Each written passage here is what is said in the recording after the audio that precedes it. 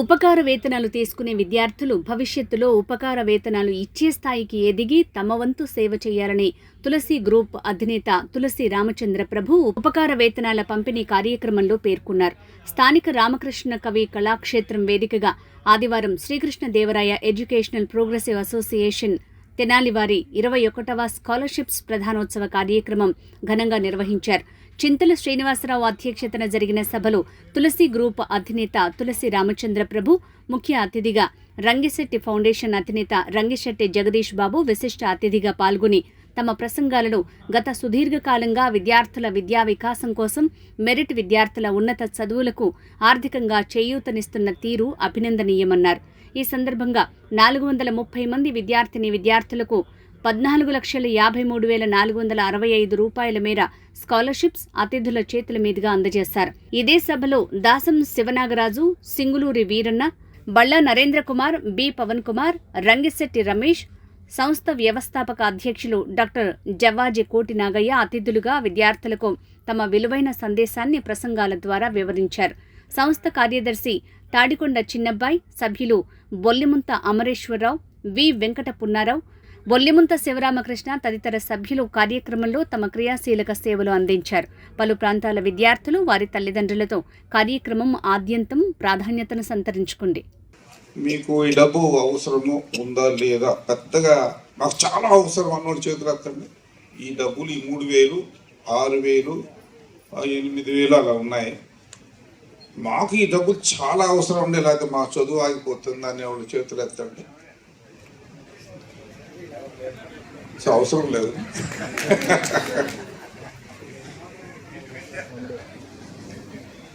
డబ్బులు బహుమతి అంటున్నారు, నేను మాత్రం బహుమతి అన్నా. స్కాలర్షిప్పే, ఉపకార వేతనమే. ఎందుకంటే నేను కానీ మన డాక్టర్ రంగిశెట్టి జగదీష్ గారు కానీ స్కాలర్షిప్తో చదువుకున్నాం కాబట్టి స్కాలర్షిప్ అవసరం మాకు తెలుసు, మీకు తెలియకపోవచ్చు, మీకు అవసరం ఉండకపోవచ్చు. ఇవాళ 6,000 వస్తే పుస్తకాలు కొనుక్కుంటారు, బట్టలు కొనుక్కుంటారు, బస్ ఫీజు కట్టుకుంటారు, అందుకని చదువు ఆగిపోయే పరిస్థితి లేదు. కానీ ఆ రోజుల్లో మాది చదువు ఆగిపోయే పరిస్థితి. స్కాలర్షిప్ ఇంపార్టెన్స్ తెలుసు కాబట్టి గత 30 సంవత్సరాల నుండి స్కాలర్షిప్ ఇస్తూనే ఉన్నా.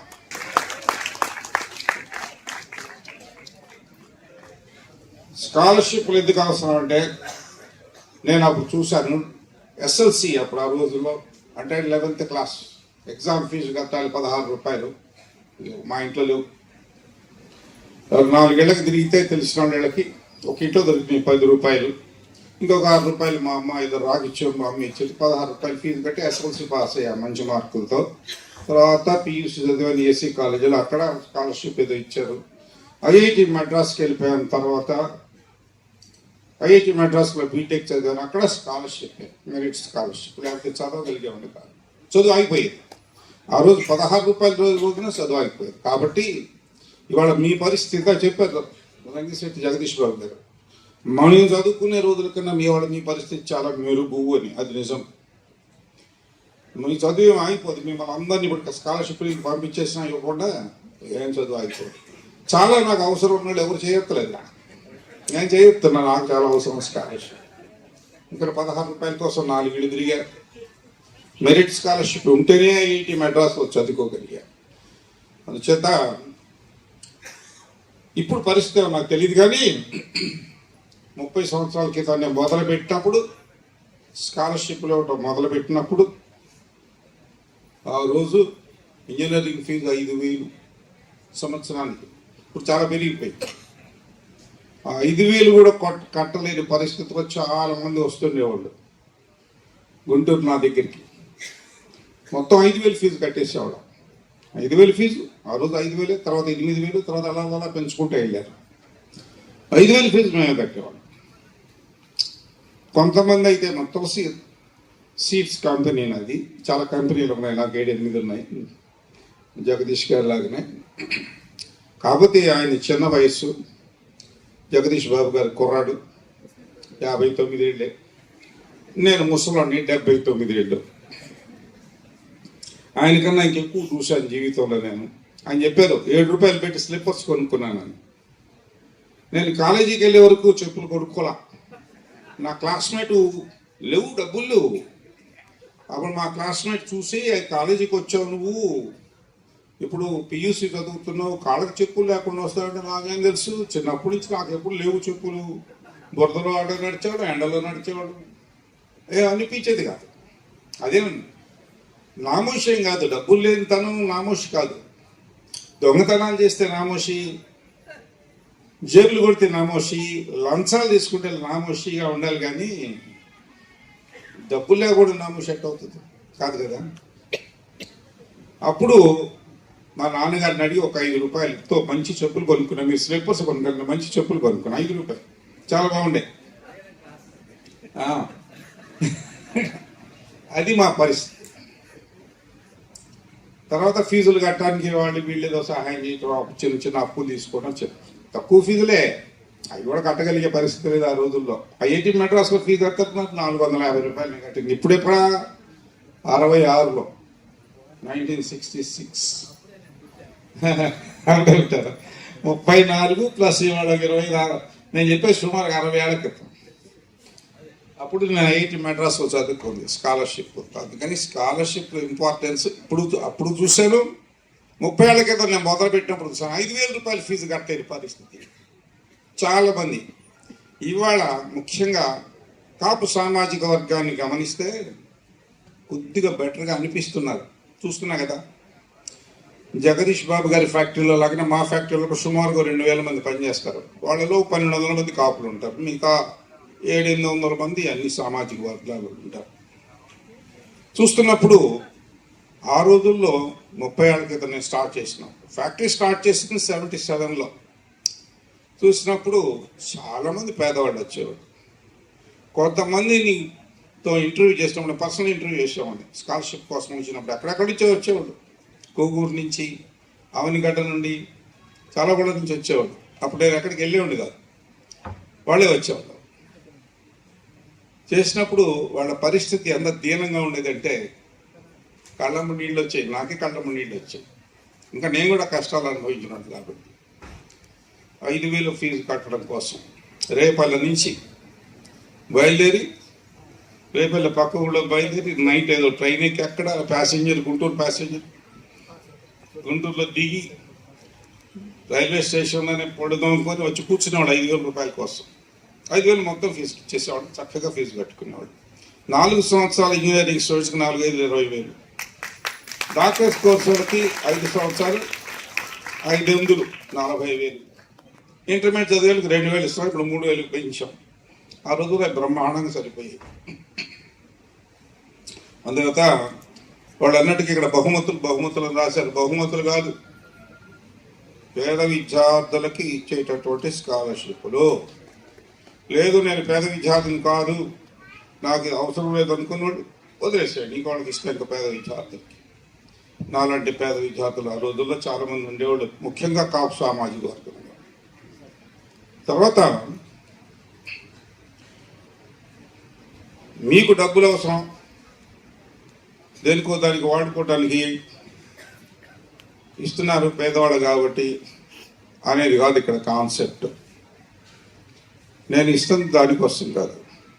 ఆయన జగదీష్ గారు 4 లక్షలు ఇస్తున్నారు ఇవాళ. అంతకుముందు 5 లక్షలు కూడా ఇచ్చారు. ఇవాళ 4 లక్షలు ఆయన ఎక్కలే ఇస్తున్నారు. నేను 2.5 లక్షలు ఇస్తున్నాను, 2.5 లక్షల రూపాయలు. అలా ఆయన డాక్టర్ గారు 50,000 అందరు ఇస్తున్నారు.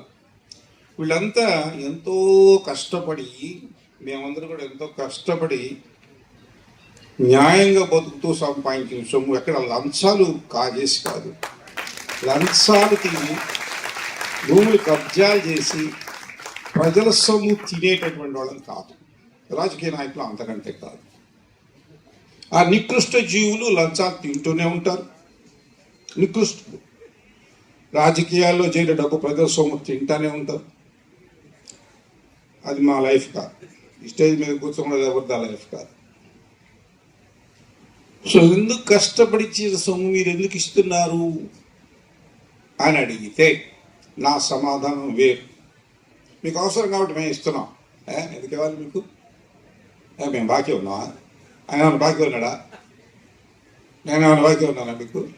మీకు కాదు, నేను 32 ఊళ్ళల్లో ఇస్తా. ఈస్ట్ గోదావరి, వెస్ట్ గోదావరి, విశాఖపట్నం అన్ని ఊళ్ళు వెళ్తా. రేపు వచ్చే వారం 6 లక్షలు ఇస్తున్నారు. రాజమండ్రిలో వాళ్ళు ఒక 6 లక్షలు పెట్టుకుంటున్నారు. ప్రతి వారం ఉంటుంది నాకు. తిరుగుతానే ఉంటా. 79 వయసులో తిరుగుతానే ఉంటా. ఎందుకని ఈ వయసులో కారు వేసుకొని 4 గంటలు 7 గంటలు కర్నూలు వెళ్తాం. 7 గంటలు 6:30 గంటలు పట్టింది కర్నూలు ఉన్నాను 2 నెలల క్రితం. అక్కడ వాడు 7 లక్షలు 6.5 లక్షలు పోగు చేసింది. నేను 6.5 లక్షలు తీసుకెళ్ళా చెక్కులు. ఇవాళ తెచ్చా 2.5 లక్షల రూపాయల చెక్కులు. ఎందుకు ఇస్తున్నాం అంటే పేదవాళ్ళు జాలి, మేము చాలా దాన ధర్మాలు చేసేవాళ్ళం. చాలా జాలి కూడా కావడం తప్ప కాదు. నా కాన్సెప్ట్ నాకు ఉంది, చెప్తాను. నాకేం జాలి లేదు. దాన ధర్మాలు అంటే అసలు ఇష్టం ఉండదు. కష్టపడి సంపాదించిన దాన ధర్మాలు ఎవరు చేస్తారు? నాకేం పని. అయినా ఇప్పుడు 22 కోట్లు ఇచ్చాను ఇప్పటి వరకు. గొప్ప స్కాలర్షిప్ ఇచ్చిన కారణాలు వేరు. జాలిపడి ఇవ్వలేదు. మీరంతా ఇది గొప్పవాళ్ళు అయిపోవాలి ఇవ్వలేదు. నా దేశం భారతదేశం. భరతమాత బిడ్డని నేను. ఈ భరతమాత ప్రపంచంలోనే భారతదేశం గొప్ప దేశంగా మారాలని విపరీతమైన కోరిక నాకు చిన్నప్పుడు శివాజీ మహారాజుల గురించి విన్నా, ఝాన్సీ లక్ష్మీబాయి గురించి విన్నా, సుభాష్ చంద్రబోస్ గురించి విన్నా, 23 ఏళ్ల వయస్సులో ఉరికమం ఎక్కినటువంటి భగత్ సింగ్ గురించి చదివా, మహాత్మా గాంధీని గురించి చదివా. ఇంకా చాలామంది పెద్దలు, స్వాతంత్ర సమరయోధులు సెల్యులర్ జైలు అండమాన్ దీవుల్లో నానా కష్టాలు పడి ఆస్తులు పోగొట్టుకొని, ప్రాణాలు పోగొట్టుకొని, కుటుంబాలను వదిలేసి నానా కష్టాలు పడ్డారు ఆ బ్రిటిష్ వాళ్ళ చేతుల్లో. అవన్నీ చదివినప్పుడు చిన్నతనం నుండి నా దేశం కూడా, నా భారతదేశం కూడా గొప్ప దేశం కావాలి చేత వాళ్ళు ప్రాణాలు ఇచ్చారు. నేనేమి ఇవ్వాలి? నా వంతేంటి? స్కాలర్షిప్తో చదువుకొని వాళ్ళ దయాదాక్షిణ్యాలు, సమాజం దయాదాక్షిణ్యాల మీద చదువుకొని, బ్యాంకుల్లో లోన్లు తెచ్చుకొని, ఇండస్ట్రీలు పెట్టి డబ్బులు సంపాదించాం. నేనేమి ఇవ్వాలి? ఆయన ప్రాణం ఇచ్చాడు భగత్ సింగ్, సుభాష్ చంద్రబోస్ ప్రాణం ఇచ్చాడు. నేనేమి ఇవ్వాలి? నేను కూడా ఇవ్వాలిగా భర్తమాత బిడ్డగా నా దేశాన్ని గొప్ప దేశంగా చేయటం కోసం ఉద్యోగాలు ఇస్తున్నాం. స్కాలర్షిప్లు ఎందుకు ఇస్తున్నామంటే మీరు కూడా భరతమాతకి కావాల్సిన ఆ గొప్పతనాన్ని తీసుకురావడం కోసం, భారతదేశాన్ని గొప్ప దేశంగా చేస్తాను ఆశతో ఇస్తాను. కానీ ఏం దయాదాక్షిణ్యం కాదు, దాన ధర్మాలు కాదు. ఇక్కడ దాన ధర్మం చేసే అంత గొప్ప మనసు నాకేం లేదు. దాన ధర్మాలు చేసే గొప్ప మనసు నాకు లేదు. అంత గొప్ప మనసు లేదు, అంత మంచోళ్ళు కూడా కాదు. ఒకటే, నా దేశం గొప్ప దేశం చేయడానికి వీళ్ళు పనికొస్తారు. మంచి మార్కులు వచ్చిన వాళ్ళు 40 మార్కులు 35 మార్కులతో పాస్ అయినా అని ఏదో ఉద్యోగం చేసుకుని బతుకుతారు. కానీ ఆయనే కాంట్రిబ్యూట్ చేయగలడు. దాదాపు ఒక సైంటిస్ట్ కాగలడా ఆయనలాగా, ఒక ఇండస్ట్రియలిస్ట్ కాగలడా, ఒక ఐఏఎస్ కాగలడా, ఒక సాఫ్ట్వేర్ ఇంజనీర్ కాగలడా, ఒక డాక్టర్ కాగలడా? అందువల్ల మంచి మార్కులు వచ్చిన వాళ్ళు ఎత్తుక్కొని నా భారతదేశం నాది, భారతదేశం మన దేశం అని నేను అన్నాను. భారతదేశం నాది, నా భారతదేశాన్ని గొప్ప దేశంగా మార్చడాలని వెతుక్కుంటూ అన్ని ఊళ్ళు తిరుగుతున్నా. 32 ఊళ్ళు 30 సంవత్సరాల నుండి తిరుగుతూ, మీరు సగం డబ్బు పెట్టండి, నేను సగం ఇస్తాను. వచ్చే వారం రాజమండ్రి వెళ్తాను. వాళ్ళు 6 లక్షలు పెడతాను, నేను 6 లక్షలు పెడతాను. ఇది దాన ధర్మం మాత్రం ఎటువంటి పరిస్థితులు కాదు. సరే, ఆయన బాధ ఏం లేదు, డాక్టర్ గారి బాధ. నేను 2.5 లక్షలు ఇస్తున్నాను ఇక్కడ అని కావాలని కట్ చేశాను. అంతకుముందు 10 లక్షలు, ఆయన 5 లక్షలు, నేను 10 లక్షలు ఇచ్చా 2 సంవత్సరాలు. సరే, కాబట్టి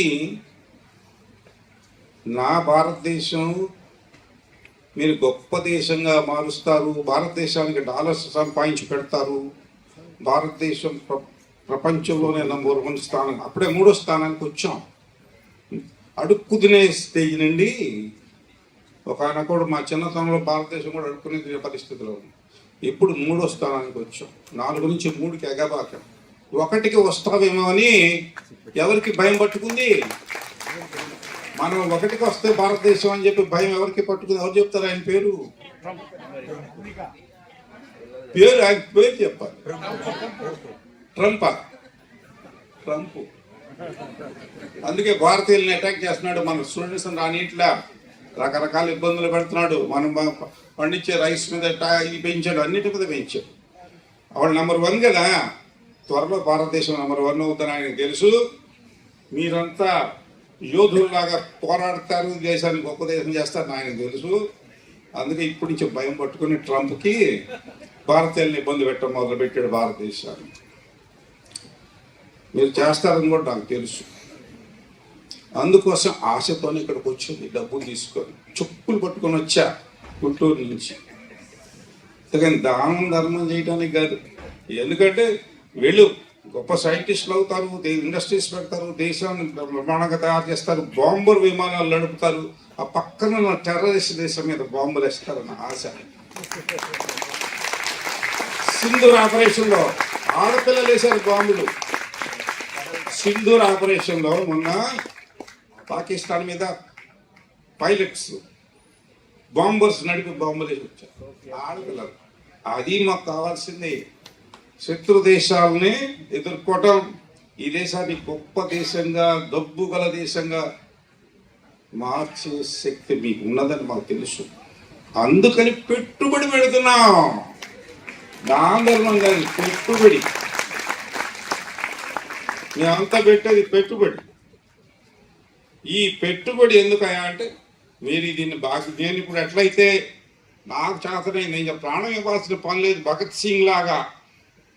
అందుచేత నా కాంట్రిబ్యూషన్ ఏదో నేను చేస్తున్నాను, నాకు చేతైంది. ఆయనకు చేతైన కాంట్రిబ్యూషన్ ఆయన చేస్తున్నారు. అలాగే అందరూ. సో మీ కాంట్రిబ్యూషన్ ఏమిటిదో ఆలోచించుకోండి. ఆలోచించుకోవడం అంటే మేము ఒప్పుకోము, చేయాల్సిందే కాంట్రిబ్యూషన్. దానికోసమే ఎంతసేపు మాట్లాడటం, ఇక్కడికి రావటం. ఇప్పుడు స్టూడెంట్స్ అయితే ఒకసారి లేచి నిలబడండి. స్టూడెంట్స్ మాత్రమే, పెద్దవాళ్ళు కాదు. త్వరగా సైనికుల్లాగా ఫాస్ట్గా ఉండాలి. కాశ్మీర్లో చైనా బోర్డర్లో సైనికులు అలర్ట్గా ఉంటారు. ట్రిగ్గర్ మీద వేలు పెట్టుకొని ఉంటారు. ట్రిగ్గర్ మీద వేలు ఉంటుంది. అక్కడ చలి లేదు, ఏం లేదు, కాపలా కాస్తుంటారు మనందరి కోసం, ప్రాణాలు ఇస్తుంటారు. వీళ్ళంతానే పిల్లలు కావాలి మాకు. వాళ్ళు future soldiers of India. Future soldiers of India. అక్కడ మన వీరు ముసలి. మీరంతా దయచేసి కళ్ళు మూసుకోండి. స్టూడెంట్స్ కళ్ళు తెరవద్దు. ఒకటి చెప్తాను ఏంటంటే, అది రాబోయే రోజుల్లో మీరు ఈ దేశానికి గొప్ప కాంట్రిబ్యూషన్స్, ఈ దేశాన్ని గొప్ప దేశంగా మార్చడం కోసం ఏ విధమైనటువంటి వృత్తిని ఎన్నుకుంటారు, ఎటువంటి ప్రొఫెషన్ ఎన్నుకుంటారు, ఇండస్ట్రీ పెడతారా, ఐపీఎస్ అవుతారా, ఐఏఎస్ అవుతారా, డాక్టర్ అవుతారా, ఏంటనేది చాలా ఉన్నాయి. వాటిల్లో మీరేం కాదలుచుకున్నారో ఇప్పుడు ఇక్కడే ఈ క్షణం 2 నిమిషాలు టైం ఇస్తాను, నిర్ణయం చేసుకోండి. నేను కాబోయేది, దీని ద్వారా నా దేశాన్ని గొప్ప దేశంగా మారుస్తాను అనుకొని ముందు మీరేదో ఒకటి అయితేనే కదా గొప్ప దేశంగా మార్చేది. ఇప్పుడు నిర్ణయం చేసుకోండి. సాయంత్రం మా అమ్మని అడిగి చెప్తాను, రేపు మా టీచర్ గారిని అడిగి చెప్తాను, అయ్యాం కుదరవు. ఇప్పుడే నిర్ణయం జరిగిపోవాలి. నేను ఇది పెద్ద డాక్టర్ని వదలుచుకున్నాను, పెద్ద ఇండస్ట్రీ పెడతాను, జగదీష్ బాబు గారి కన్నా పెద్ద ఇండస్ట్రీ పెడతాను. ఏదైనా మీరు నిర్ణయం చేసుకోవాలి. మీరే ఎందుకు చేసుకోవాలంటే ఇంకొకరు చెప్తే చేసేది కాదు, మీ సొంత నిర్ణయాలు. మాలాగా మేము సొంత నిర్ణయాలతో వచ్చాం. మా అమ్మ నాన్న టీచర్ కానీ స్నేహితులు ఎవరు చెప్పి కాదు. మీ సొంత నిర్ణయం ఎప్పుడైతే జరిగిందో, నిర్ణయం మీది కాబట్టి దానికి తగినట్టుగా ముందుకెళ్తారు. మీరు దానికి తగినట్లుగా క్రమశిక్షణతో సాధించుకోవడానికి ప్రయత్నం చేస్తారు. ఫర్ ఎగ్జాంపుల్ ఒక అమ్మాయికి ఆర్మీలో చేరి బాంబర్స్, ఎయిర్ ఫోర్స్లో చేరి బాంబర్స్ నడపాలి నేను అనుకుందాను ఇప్పుడు అనుకుందాం మీరు అందరిలో ఒకళ్ళు, ఒక అమ్మాయి అనుకుందాం, అబ్బాయి సంగతి పక్కన పెట్టి. ఆ రీతిలో తనే అనుకుంది కాబట్టి దానికి తగ్గట్టుగా కష్టపడి చదువుతుంది, కష్టపడి అది సాధించుకుంటుంది. సొంత నిర్ణయం అయితే సొంత నిర్ణయం తీసుకోండి, ఇప్పుడే నిర్ణయం తీసుకోండి. ఏ విధమైన కాంట్రిబ్యూషన్, ఎటువంటి స్థానాన్ని మీరు సంపాదించి ఏటువంటి కాంట్రిబ్యూషన్ ఈ దేశానికి ఇస్తారు అనేది మీ నిర్ణయం తగ్గట్టుగా మీరు నిర్ణయం మీది కాబట్టి మీరే దాన్ని సాధించడం కోసం ప్రయత్నంగా మ్యాక్సిమం పోరాడి మీరు అనుకున్నది జీవితంలో సాధించి తీరుతారు. ఎందుకంటే మీ అందరికీ మంచి మార్కులు వచ్చిన వాళ్ళు, బాగా తెలియగల వాళ్ళు, మీరు సాధించగలరని నాకు తెలుసు. అందుకని నిర్ణయం తీసేసుకోండి. నిర్ణయం తీసుకున్న వాళ్ళు కూర్చోవచ్చు.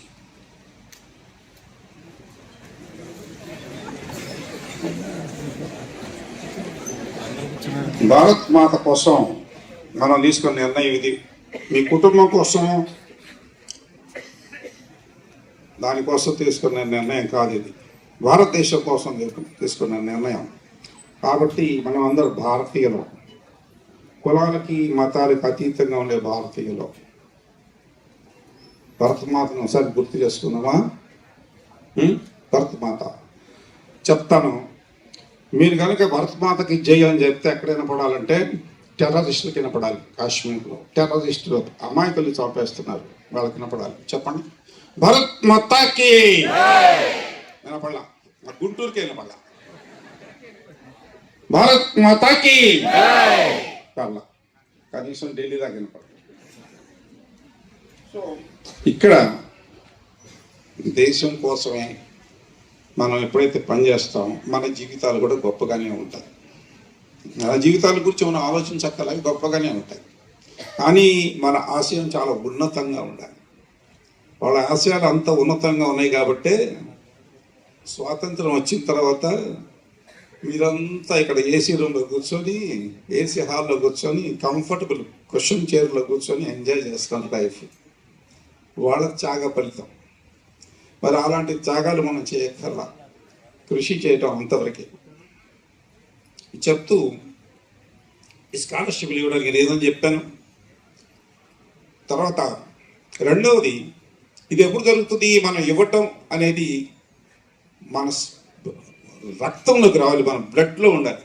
ఇవ్వటం, తీసుకోవటం కాదు, లంచాలు కొట్టేయటం కాదు, ఇవ్వటం అనేది. ఎగ్జాంపుల్ చెప్తా. పాత ఇంతకుముందు స్టూడెంట్స్ అందరికీ ఫోన్లు చేస్తారు మా వాళ్ళు. దాదాపు 35-36 వేల మంది స్టూడెంట్స్ ఇప్పటివరకు ఈ 30 ఏళ్లలో అన్ని ఊళ్ళలో ఫోన్ చేస్తుంటే ఫోన్ నెంబర్ కనుక్కొని నువ్వు ఏం చేస్తున్నావు? సాఫ్ట్వేర్ ఇంజనీర్ అన్ని బెంగళూరులో. మరి నువ్వు కూడా ఏదన్నా కృష్ణదేవరాయ సంస్థ పేరు, ట్రస్ట్ పేరు Krishnadevaraya 8 for poor and underprivileged. ఏదైనా నువ్వు కూడా ఏదైనా పంపించు అంటే సంవత్సరానికి ఒకసారి 2,000, సంవత్సరానికి 5,000, 2,000, 1,000 రూపాయలు వస్తాయని బట్టి పంపించాలి. అడుగుతాం. ఎప్పటి వరకు ఒక 100 మందిని అడిగాను, 35,000, 100 మంది పంపిస్తున్నారు. మొన్న ఒక అబ్బాయి, ఒక నెల అయింది, వాళ్ళ నాన్న చిన్న పని ఏదో కూలియో మరి ఏదో చేసుకుంటాడు, స్కాలర్షిప్ ఎప్పుడో తీసుకున్నాడు, ఇంజనీరింగ్ చదివినట్టున్నాడు. ఇప్పుడు ఏం చేస్తున్నాడు తెలుసా? జమ్మూ యూనివర్సిటీలో అసిస్టెంట్ ప్రొఫెసర్ అబ్బాయి. ఓకే, దాంట్లో విచిత్రం ఏం లేదు. చాలా మంది ఈ స్కాలర్షిప్ తీసుకున్నాడు, అందరూ మంచి మార్కులు వచ్చిన వాళ్ళు మంచి స్థాయిలో ఉన్నారు, ఎక్కువ మంది, 75%. ఆ అబ్బాయికి ఫోన్ చేశాడు. ఆ అబ్బాయి కూడా ఒక 5,000 పంపిస్తాడు అనుకున్నాం. కొంతమంది ఆడపిల్లలు అయితే 25,000 పంపిస్తున్నారు సంవత్సరాలు. ఇదేంటో ఇంత పెద్ద అమౌంట్ పంపిస్తుంది ఈ అమ్మాయి అంటే, ఆ అమ్మాయి ప్యాకేజ్ అంట 50 లక్షలు అంట సంవత్సరానికి, సాఫ్ట్వేర్ బెంగళూరులో. అలా మంచి ప్యాకేజీలోకి వచ్చేసాడు. ఎందుకంటే మంచి మార్కులు వచ్చిన ఆల్రెడీ, మంచి ఉద్యోగాలు దొరికాయి. ఆ అబ్బాయి సరే ఫోన్ చేస్తే పంపిస్తాను తప్పకుండా అన్నాడు. 2 రోజుల తర్వాత చూసాం అకౌంట్లో 1,00,000 రూపాయలు వచ్చినాయి. ఆ అబ్బాయి 1,00,000 రూపాయలు పంపించాడు. వచ్చేసి సార్ 1,00,000 పంపించారు సార్ అన్నారు మా వాళ్ళు. ఎవరైనా అసిస్టెంట్ ప్రొఫెసర్ జమ్మూ యూనివర్సిటీ. 1,00,000 రూపాయలనే వాళ్ళ నాన్న ఏదో కూలి పని చేసుకుని ఆయన ₹1,00,000 పంపడం అంటే ఏదో పొరపాటు, సున్నా ఎక్కువబడి ఉంటుంది, 10,000 రాయిపోయి సున్నా ఎక్కువబడి ఉంటుంది, 90,000 వెనక్కి పంపించేయండి. వాళ్ళ నాన్నకి హెల్ప్ చేసుకోమను, వాళ్ళ నాన్నకి ఇల్లు కట్టించి పెట్టమను, ఓ 90,000 వెనక్కి పంపించే 10,000 అటు పెట్టుకోండి అని చెప్పా. ఆ అబ్బాయి ఫోన్ చేశారు. ఫోన్ చేసి ఏమో ఆయన సున్నా ఎక్కువ పెట్టుంటున్నావు, 10,000 కాస్త 1,00,000గా మారిపోయింది, ఆ బ్యాంక్ వాళ్ళు పంపించేశారు, నీ అమౌంట్ ఉండుంటుంది అంటే, అమ్మ బాబు ఎటొద్దు, మేము చైర్మన్ గారికి ఇప్పుడు నేను కావాలనే ₹1,00,000 పంపించాను. చూసారా ఎంత విశాల హృదయం, ఎట్లా ఎదిగాడు ఆ అబ్బాయి మానసికంగా కూడా. ₹1,00,000 పంపించాడు ఒక కూలి పని చేసుకునే ఆయన కొడుకు. అంటే ఇక్కడ ₹1,00,000 అనేది అనుకున్నాం, దానికన్నా కూడా కొన్ని కోట్ల రూపాయల విలువైనటువంటి ఆ స్ఫూర్తి, మనస్సు, అది కావాల్సింది దేశానికి. ₹1,00,000 పంపించడం అనేది ఆశ్చర్యంగా. చాలా మంది ఇచ్చారు, 20,000, 10,000, 5,000, 2,000, 500 ఇచ్చిన, 500 ఎవరో పంపించారు, వస్తున్నాయి. అది ఈ స్ఫూర్తి రావాలి. దేనికి పంపించాడు? ఈ దేశం కోసం పంపించాడు. మీ అందరికీ స్కాలర్షిప్లు మళ్ళీ ఇవ్వటం కోసం. ఇది రిజల్ట్ నేను చూశాను, నేను చాలా మందిలో చూశాను. ఈ రిజల్టే కావాల్సింది. గివ్, దోచుకోవటం అది, గివ్, ఇవ్వటం. సో ఈ విషయాన్ని మీకు గుర్తు చేస్తూ మీ టార్గెట్ మీరు నిర్ణయం చేసుకున్నారు. రెండోది, భగవంతుడు మనకి ఇచ్చిన మనస్సు యొక్క శక్తి మామూలు కాదు, మామూలు కాదు. మీరు తలుచుకుంటే ఇది ఏదనుకున్నారో దానికన్నా ఎక్కువే సాధిస్తారు. అంత శక్తిని భగవంతుడు ఇచ్చాడు మనకి. ఈ సృష్టిలో ఉన్న శక్తి ఎక్కడి నుంచో సూర్యుడు ఎండ పంపిస్తే ఎన్ని లక్షల కిలోమీటర్ల దూరం నుంచి వస్తుంది. ఆ ఎండను ఆధారం చేసుకుని మనం బతుకుతున్నాం. ఎన్ని లక్షల కిలోమీటర్ల దూరంలో శక్తి అలా ఉంది. ప్రకృతిలో శక్తి అలా ఉంది. ఒక సూర్యరశ్మి కాదు, అనేక శక్తులు ఉన్నాయి. అవన్నీ మీలో, మీ మనసులో, మీ శరీరంలో కూడాను నిబిడీకృతమై ఉన్నాయి. వాటిని ఉపయోగించుకోవడం తెలిసి ఉండాలి, అంతే. మీరు ఉపయోగించుకోవాలి. ఉపయోగించుకుంటే మామూలుగా కాదు, ఓ ఇందిరాగాంధీ ఎవరు ఆగరు అంత స్థాయికి మీరు ఎదగల శక్తి సామర్థ్యాలు మీ అందరికీ ఉన్నాయి. మీరు ఎవరు నాసి రకమైన వాడు కాదు. సరే, దాన్ని ఉపయోగించుకోవడం తెలుసుకోండి. సార్ చెప్పారు, ఆ ట్విట్టర్ ఏంటో నాకు తెలియదు, నాకు అసలు తెలియదు, ఏదో వస్తే మా మనోడు చెప్పారు, ఇది చూడు బాబు అంటారు. ట్విట్టర్ అంట, ఇంకేంటంటే ఫేస్బుక్, నోట్బుక్. నోట్బుక్ ఉందా? అది ఫేస్బుక్ అంట, నోట్బుక్ అంట, తర్వాత ఇంకా ట్విట్టర్ అంట, ఇంకే పిచ్చి పిచ్చి అని ఉన్నాయి. దానికి టైం ఎక్కడుందండి బాబు? టైం లేదు. టైం దానికోసం వేస్ట్ చేసుకోకూడదు. అప్పుడే మీరు అనుకూలత సాధించగలరు. ఆ విషయాన్ని గుర్తు చేస్తూ మీకున్నటువంటి అన్లిమిటెడ్ మెంటల్ కెపాసిటీస్, మీ మానసికమైనటువంటి మీ ఆలోచన ఏదైతే ఉంటుందో అదే అవుతారు మీరు రేపు పొద్దున.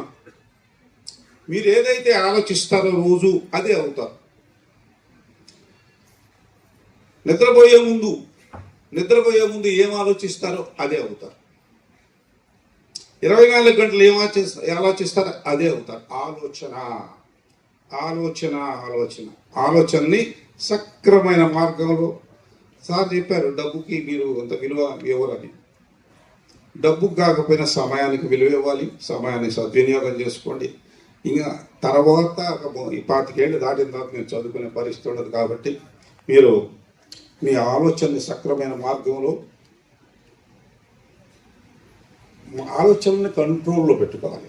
వస్తాయి ఆకర్షణలు చాలా ఉంటాయి, మరీ ఎక్కువైపోయినాయి ఆకర్షణలు. వాటి నుండి విముక్తి పొందాలి. విముక్తి పొందినప్పుడు మంచి ఆలోచనలతో గొప్పవాళ్ళుగా మీరు మారి ఈ దేశాన్ని గొప్ప దేశంగా మారుస్తారని ఆశిస్తూ ఇలా వస్తూనే ఉంటాం ప్రతి సంవత్సరం చెప్తూ. మీ అందరికీ కూడా ఇంత పేషెంట్ చక్కగా విన్నందుకు మీ అందరికీ నా కృతజ్ఞతలు తెలియజేస్తూ, మరి ఇంకొకసారి భరతమాతకి చెప్పాల్సింది. భారత్ మాతాకి జై హింద్.